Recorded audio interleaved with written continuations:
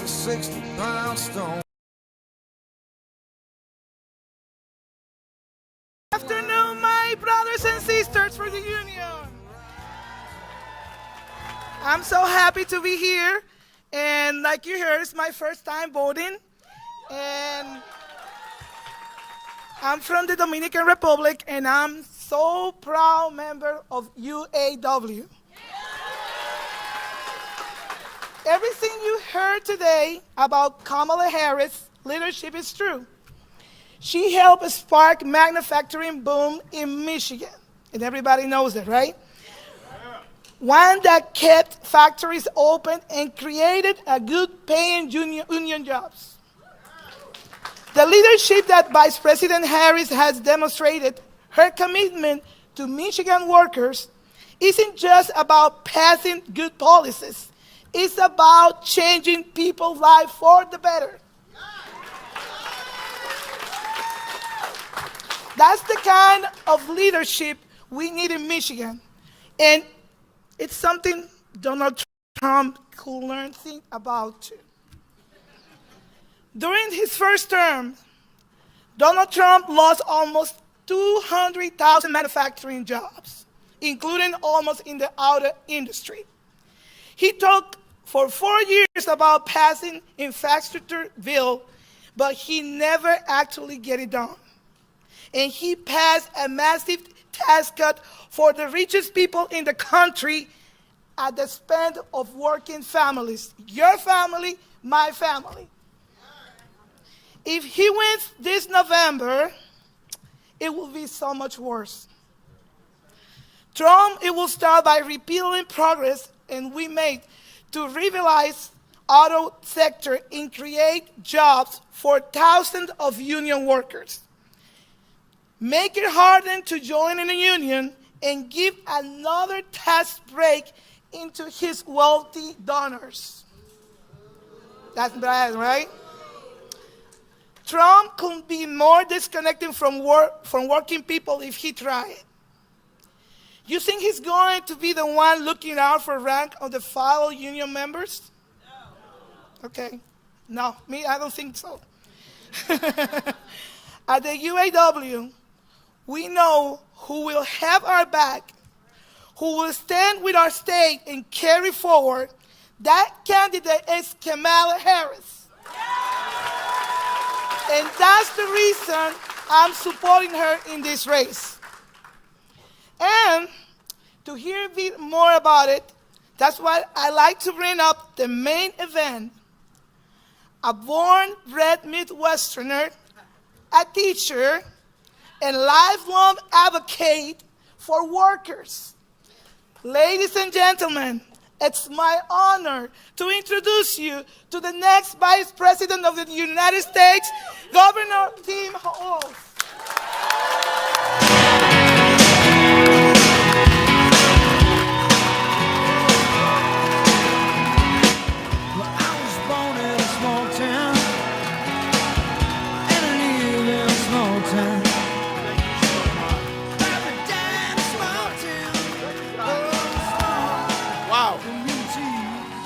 Wow. Well, hello, Michigan. Have a seat, have a seat. Well, it's good to be in the house that Labor built here to UAW Region 1A. Thank you, folks, for that. Congresswoman Dingell, it's good to see you. I would like to know when you find time to sleep because all you're doing is working. So thank you for that. Thank you for that. Congressman Tendar, great pleasure to see you. Again, you're out there, you're doing the work, you're getting things done. Thank you for that. Did I see the Lieutenant Governor was here? Did he show up or not? Oh, he's working hard too. He does everything. I went to church with him a few weeks ago, and that was a good one too. Again, Sandra, thank you for that. And to UAW, thank you for everything you do. Thank you to Labor, all Labor that's here today. That big shout out we know. I said, from pipe fitters to nurses to electricians who power this country, and I'm especially proud as a former dues-paying member of our state educators association in Minnesota. So glad of that. But to each of you, thanks for coming out on a beautiful Friday. I continue to say this, and it inspires me. You could quite literally be anywhere else, but you're here for the simple reason that you love this country. And so thank you for that. Thank you. I don't know if you know or not, but the election's 4 days away. So you are as happy as I am about that. But look, what a privilege. This election will shape generations to come. I think we know that. And there are still folks out there making up their mind. And I know you've heard it, you've seen it in your life, or if you're door knocking or phone calling, you got folks that I hear them saying this, well, I really don't like Donald Trump's personality and how he acts. And I'm like, really, you think? Maybe? You don't like it? But then they say, but I liked his economy. It was pretty good. This is where we need to be a little bit clear. They're being a little fuzzy about the memory of Donald Trump as during his time as president. During the time Donald Trump was president, we lost 2.7 million jobs, 280,000 jobs in Michigan alone, 9,000 in the auto industry when 6 plants closed. Look, Donald Trump botched the pandemic response so poorly. Not only did we lose 10 million jobs, we were pitted into a hunger game against our neighbors to find toilet paper. That's how bad it was. So now, I suppose it wasn't too bad, thinking back to that economy. If you're a billionaire, Elon Musk, for example, say, that guy got it. Michigan knows that word. Look, that dude got a tax cut and the rest of us got shafted on the whole deal. That's how that worked out. So a few months ago, some of you, and I know UAW, I know the president of this union knows very well, Donald Trump was caught on tape chatting with Elon Musk as they were laughing about, if a group of folks goes on strike, just fire them. Just fire them. And they laughed about that. Yeah. And to UAW, and I'll say this again, just to give you a little bit more twist to get going here these last 4 days, Donald Trump said, quote, they don't build cars. They take them out of the box and they assemble them. A child could do it. He couldn't open the damn door to a garbage truck, let alone.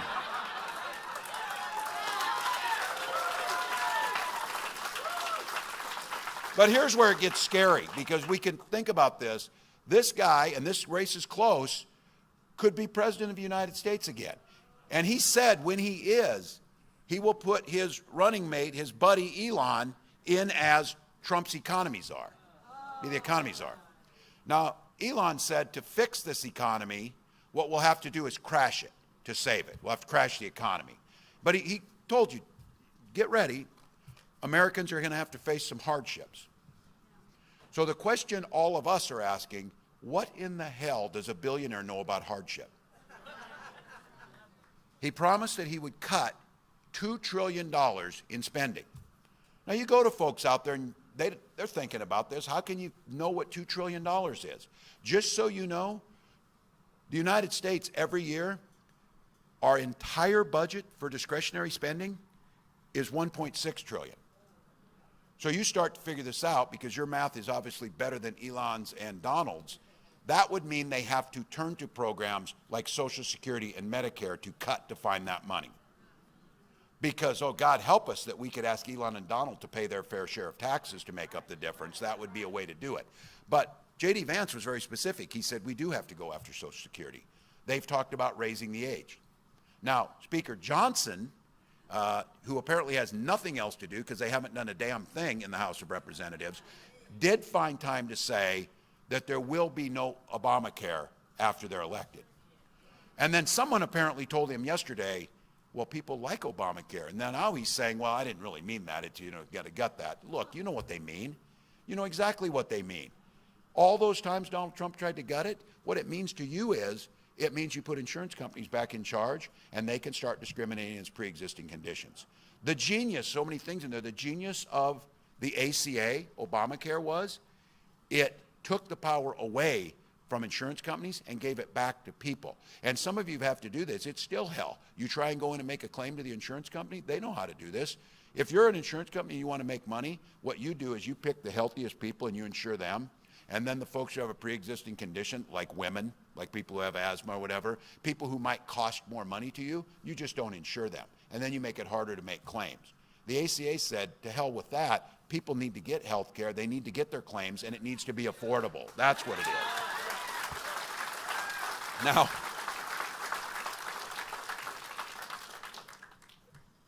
Donald, who, by the way, got in that garbage truck wearing French cuffs with cufflinks. No one I know wears those things to begin with, but trying to tell us he's a regular guy. And then he turns around and tells us, oh, I've got a concept of a plan to help you, concept of a plan to help you with health care. You know what his concept of a plan was? He ran on repealing the ACA. First day in office, he had an executive order to repeal the ACA. He signed on to a lawsuit to repeal the APA, and Congress tried 60 times to repeal the ACA. The only reason that we have health care for so many millions of Americans is John McCain had the courage to go in there and say no. That's why. That's why. So to those undecided folks, the only thing, he talks about this, he talks about manufacturing. The only thing he knows how to manufacture is bullshit, and he's continued to do it. And he's continued to do it. His presidency was an endless string of broken promises. He came, remember this, he came, I know the Congresswoman remembers this, said under his presidency, you won't lose a single plant. You won't lose a single manufacturing plant. And I said this, technically he did not lie. You lost 6 plants. Across the country, including right down the street in Warren. And that's one that he said you would not lose. Trump gave tax cuts to the very companies that shipped those jobs overseas. He encouraged automakers to move out of states like Michigan and move to anti-union states so they could save money and pay their workers less. He should probably have been able to figure this out. There's a reason that unions across Michigan, from the Teamsters to the laborers to the operating engineers to UAW, have endorsed Kamala Harris for president.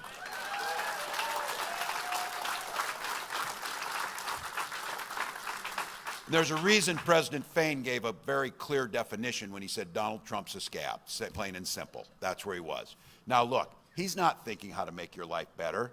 He's not thinking about you at all. Folks, I get it. You're tired, you're stressed, you're ready for this thing to be over, you're feeling the anxiety, you're on the roller coaster, oh, it's good, oh, it's bad, oh, it's good, oh, it's bad. You know that thing or whatever? Look, don't do any of that. There's one antidote to this, and it's the best one. Go out and vote for Kamala Harris to be president. That's it. I had a mayor the other day in Pennsylvania say, instead of ringing your hands, go ring doorbells. That's what you need to do. Go ring doorbells. Get people on. Try it. It works. I voted last week, and I had the privilege last week of my son turned 18 and cast his first vote in there. So, good. Because you know what he and all of us has? This is our chance to turn the page on Donald Trump and to put in a new generation of leadership. Kamala Harris, under her leadership, we've seen over 400,000 jobs come back to Michigan. 730,000 manufacturing jobs come back since her time in office. Donald Trump lost 6 auto plants. We've opened 20 under their leadership, and we're just getting started.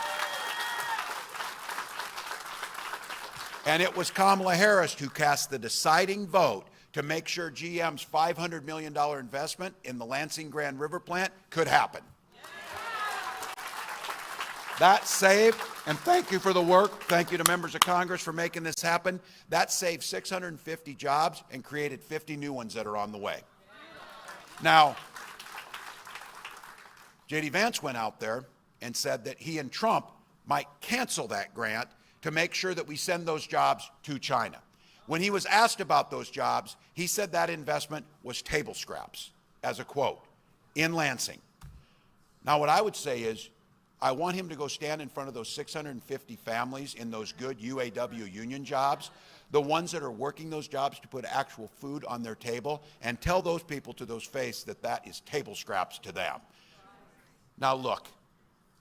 Vice President Harris and our administration knows. We know how important it is to protect the right to collectively bargain, the right to organize, the right to form a union. And I could tell you this. Some of you know this fight. I fought this fight in Congress. I was there as a member, as a governor, to fight the fight when pensions were under threat. You work your entire life for your defined benefit pension plan. And then we were being told over 1.1 million people were going to get pennies on the dollar across this country. 80,000 right here in Michigan, including the Teamsters and the carpenters right in this room and right here in Detroit area. Look, she went to bat for that, and those pensions are now secured, and they will get what's rightfully theirs. So thank you to all of you.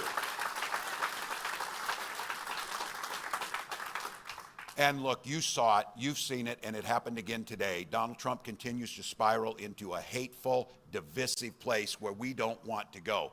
Kamala Harris stood on the National Mall and spoke like a president. She spoke clearly to a future, a united president, a new way forward. She was very clear about this. On her first day in office, she will go into the White House with a to-do list for the American public, not an enemies list who she thinks is against her, as Donald Trump adds to that list every single day. Look, right off the top on that to-do list, reducing costs for middle-class families, bringing down cost of everyday goods.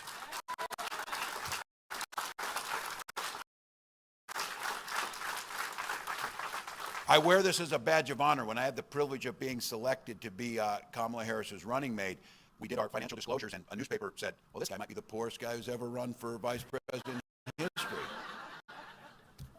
Not poor, but I lived on a teacher's salary. Thank God I was in a union that helped me. Teachers know. Look, like all of us, I didn't expect to get rich teaching, but I didn't take an oath of poverty, and I sure the hell don't want somebody like Donald Trump crapping on my job or telling me that they're not valuable like each and every one of us in this room. The thing to remember on this ticket is Kamala Harris grew up in a middle-class family too. She understands what it's like. She knows what it's like. She was the priority for her every single day. Her single mother was trying to make ends meet to buy that house for her. And she often says, how great is America where a middle-class kid from Oakland and a middle-class kid from rural Nebraska can be running for president and vice president of the United States. So we know that there's things that we need to do. She will enact the first ever federal ban on price gouging to make sure middleman doesn't cut the money out.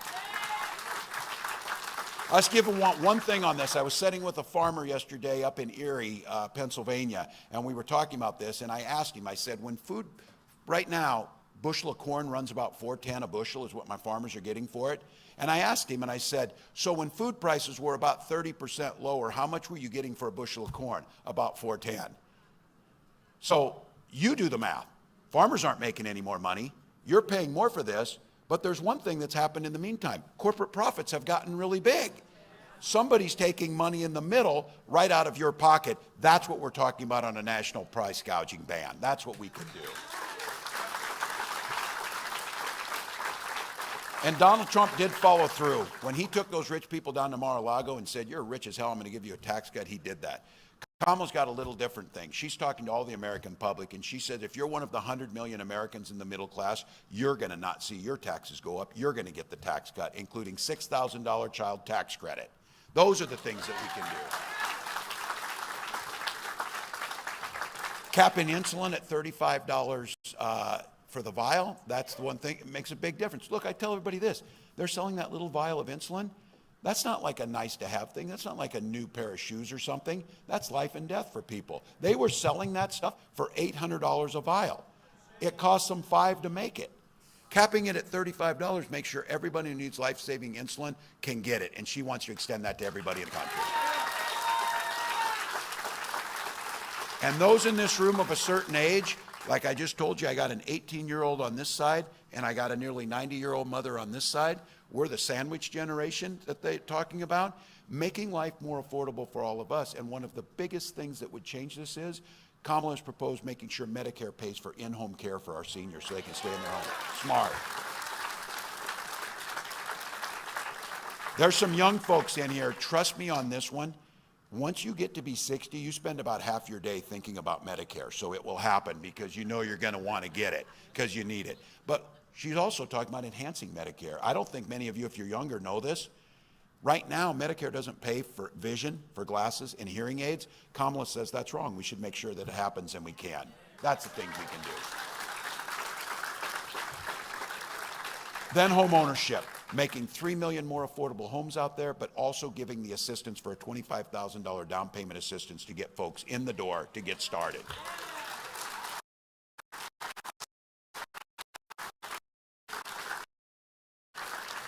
Small business tax credit going from $5,000 to $50,000. If you want to start your own small business, the average cost is about $40,000 to get off the ground. You can get a tax cut to do that. Now, I got to ask, how are you going to pay for that? Well, for starters, we'll ask Don to pay his taxes, and then we can get him started. He hasn't paid federal tax 10 of 15 years. But in this room, and it's the lived experience that I've had, we know this for a fact, and Kamala knows this. When unions are strong, America's strong. It's that simple. In Minnesota, I signed the largest and the biggest package of poll worker policies into law in Minnesota's history. Made it easier for workers to form a union, strengthening worker protections and safety, and then we did something that I know all of you probably had to deal with before, but we made illegal in Minnesota so you couldn't do it. Banned those damn captive audience meetings where they take you in. Can't do it.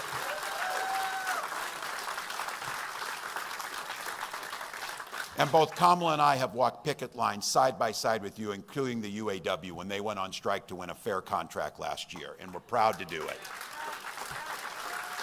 She's made it clear we'll sign the PRO Act, making it easier for more people to be able to go in. I would go back, when they did that little story about our financial disclosures, after they ran that story about my finances, they did a second one and said, well, actually, he has more money than you'd think. And they were like, oh, it's an expose. He's like hiding things because I don't own any stocks. I've never bought any. I don't do this, whatever. You know what their thing was where I had money? I had a defined benefit pension plan. That wasn't the flex they thought it was, because my answer to that was, I wish everybody in America had a defined benefit pension plan. Look, we know there's things we can do. We need to build faster. We need to cut red tape. We need to make it easier to build and able to get things off the ground. We need to eliminate unnecessary degree requirements so that if people have the skills to get a job and show they can get a job, over 1 million jobs in federal government, if you can do the job, you should be able to get it without the degree requirement. Get them in.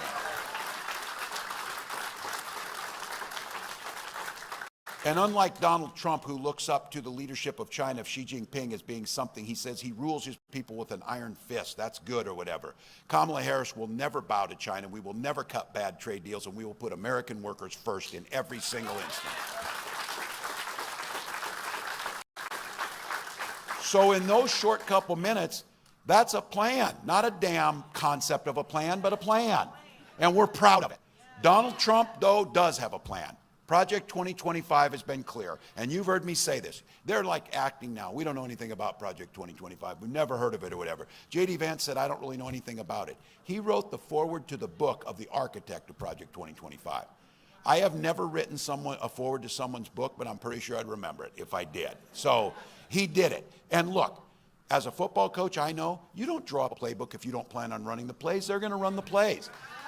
This playbook is a nightmare for American workers. Be very clear. It would repeal the bipartisan infrastructure law. It would repeal and pull back the Inflation Reduction Act, threatening and pulling back hundreds of thousands of manufacturing jobs, many right here in Michigan, to send those jobs overseas. It would allow employers to stop paying overtime, and it would stop the ability to collectively bargain, because make no mistake about it, these folks want to kill unions because it's workers' voices and it adds more corporate profit to them without any firewall between that. Project 2025 lays that out, but here's the thing. They are never going to be president, and they're never going to be able to enact those things. This guy, Trump's the only person who believes that if you put tariffs on, if you put a tariff on, that acts as a national sales tax. 20% additional cost you $4,000 a year. He tells us, oh no, China will pay for those. Look, fool us once. We know what he said on, oh, Mexico will pay for the wall that he did not build, and the wall that Mexico never paid a dime for or whatever. So don't believe him on this. If he puts tariff on all these goods, it will drive our jobs overseas. You will spend your money to companies that are leaving, and we will have an additional $4,000 per family if he's allowed to do it. Look, he doesn't think it's a tariff. He doesn't think a lot of things. This is the guy during COVID that don't listen to the experts, listen to me. You know, maybe we inject some bleach or something here. This will work. That's who Donald is. He knows what it is. But remember, I'm clear about this. The Republican Party of old was not these guys. The Republican Party of John McCain or even Ronald Reagan or Eisenhower, these people actually contributed to this country, actually wanted to be part of the solution. They actually added things to this. They talked about freedom, they meant it. When Donald Trump talks about freedom, he means that government should be free to be in your doctor's office, in your bedroom, in your library, in the decisions that you make. You've heard me say it too. Things work a lot better if they just mind their own damn business and we mind our own damn business. We don't need to do it. Look, when Kamala Harris talks about freedom, she means you should be free to make those decisions. You should be the one making your health care decisions. You tell your children to work with them on what books they read, and you marry whoever you want to. They're mad that I said that they were weird on this. It is weird to think about other people's bedrooms. Let's just agree with that. So mind your own business. And I say on freedom, freedom for our seniors and our parents to be able to retire with dignity by strengthening Social Security and Medicare, not talking about that. He called it a Ponzi scheme. And again, what's he care? He's sitting down at Mar-a-Lago. He doesn't care about that check coming. My mom cares. It's food and heat, just like all the rest of us. And this is one that you know it in Michigan. We know it across this country. Our kids should be free to go to school, dress them up in their clothes, send them in there with great teachers, fund those schools, and make sure they're there to learn and that they have the freedom to not be shot dead in those classrooms. That's the thing. I'm not backing off on this one. I'm a veteran, I'm a hunter, I'm a gun owner. Kamala's a gun owner. We have spent our entire life defending to uphold the Second Amendment. We also know that you can also uphold our first responsibility, that is protecting our children, by having common sense legislation that makes life safer for those kids. And let me get close to bringing this up. We got a mix in here. I'll talk to the guys in here. Just for a moment, for all the guys in here, think about those closest to you. Think about those women closest to you, your moms, your sisters, your wives, your partners, your daughters, your aunties, whatever it might be. You're thinking about those folks in here. This election to them, literally their lives are at stake in this election. Donald Trump put those Supreme Court justices in who lied in their confirmation hearings and said they would uphold the right of women to make their own health care decisions. They did not do that. He brags about doing that. He is glad now that those women you're thinking about right now have fewer rights than their mothers and grandmothers had. He's proud of that. 20 states have Trump abortion bans. Yesterday, Donald Trump said that he would put RFK Jr. in charge of women's health. Now, the other night, this might make you feel better, I guess, Donald Trump said that if you're a woman, he will be your protector. And then he added, I'm going to do it whether the women like it or not, which is pretty much how he's lived his whole life on everything he's done. Well, we're seeing what he's done. Women are showing up at emergency rooms and being denied care. They're having miscarriages in parking lots. And you know what else they're going to do, though? Those women are going to show up. They're going to vote Tuesday, whether he likes it or not. Whether he likes it or not.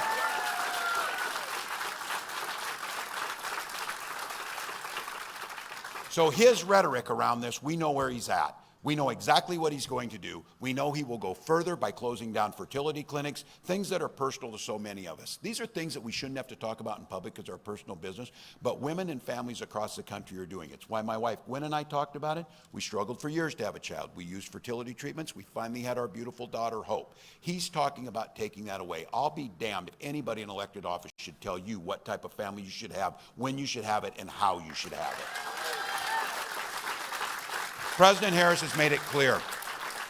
We are going to win back the House of Representatives, put gavels in the hands of these members of Congress, hold the Senate, and pass legislation to restore Roe versus Wade, and President Harris will sign it into law.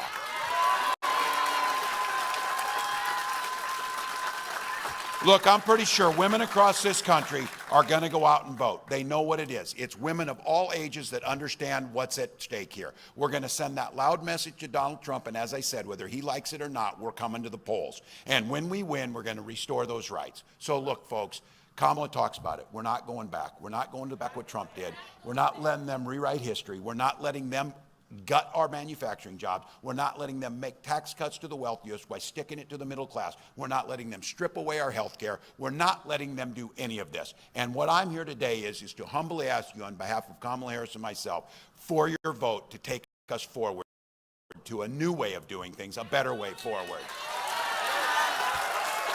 All right. We got Momentum's on our side. We got 4 days left. We're taking nothing for granted. I did this for too long not to take this opportunity. This game is tied. There's 2 minutes left, folks. The good news is we've got the ball. We got the best quarterback in the league with Kamala Harris having the ball.